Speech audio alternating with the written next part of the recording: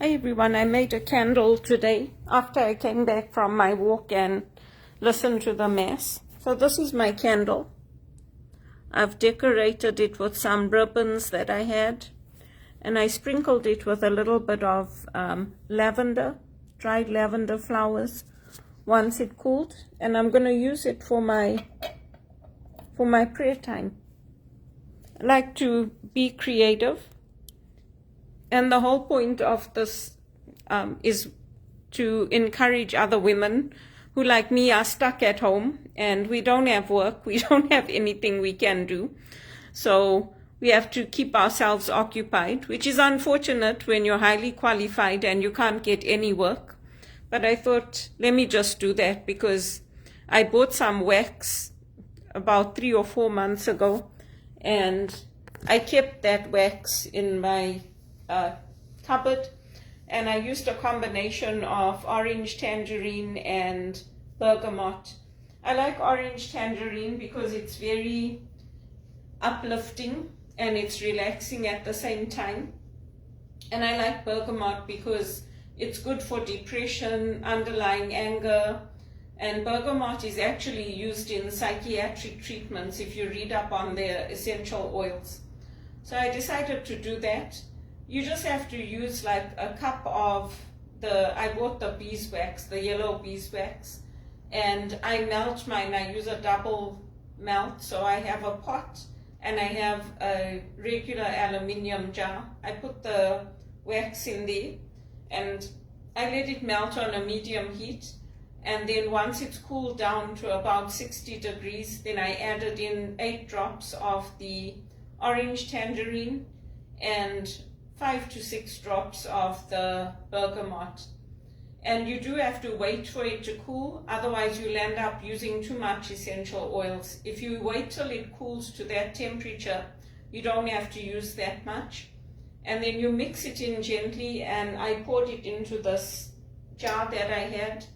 I had also bought the wicks and everything beforehand, and I had kept those.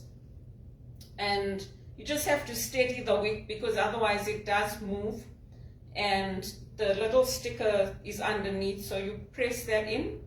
And then I let it cool, and I sprinkled a few drops, a few of the lavender flowers on the top, and I'll use that when I'm praying.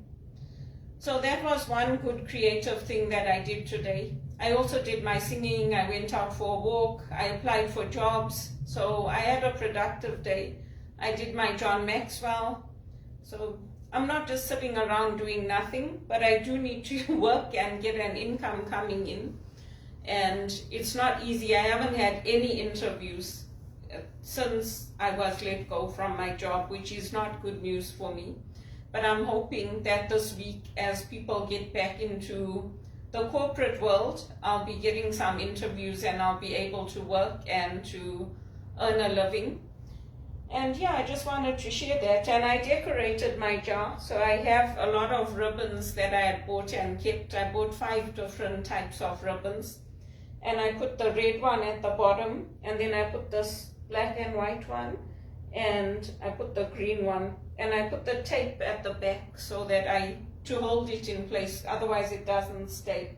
So I use some sellotape, and I'll be using that when I pray. And it's a nice creative thing to do. It passes the time, keeps your hands busy, keeps your mind and your heart in the right place.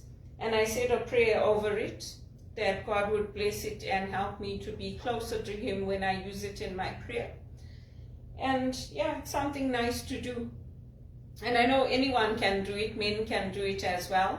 We have a lot of men that like to do creative things.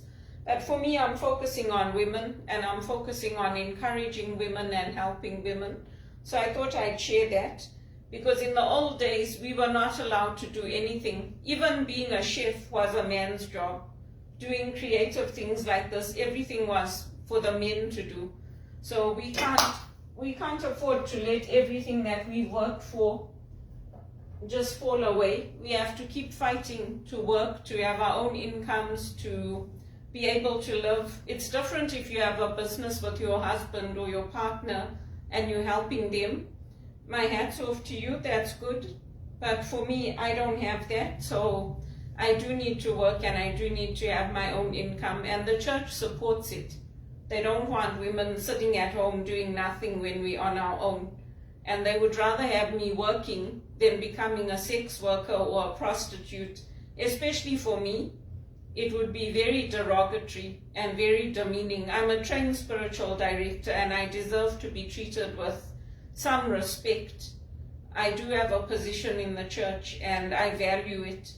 So I don't like all these propositions of people sending me, oh, I want to be your friend. It's very inappropriate and I don't like it. I have my own friends and I'm not interested in being propositioned or being made into a sex worker. And that's part of the reason that I do this, is because women are not supposed to be encouraging other women to become sex workers and prostitutes. Even Maya Angelou, who was a madam, she came out of that and she changed her ways. So I'm not encouraging anybody to go down that route. If worst comes to worst, I'll become a nun. Really and truly, I'll become a nun rather than become a prostitute, because I'm tired of what's happening to my life. And it's not the right reason to go into being a nun, but I would rather do that than become a sex worker, because it's too much. What people are doing to women in this world is too much. It's really awful.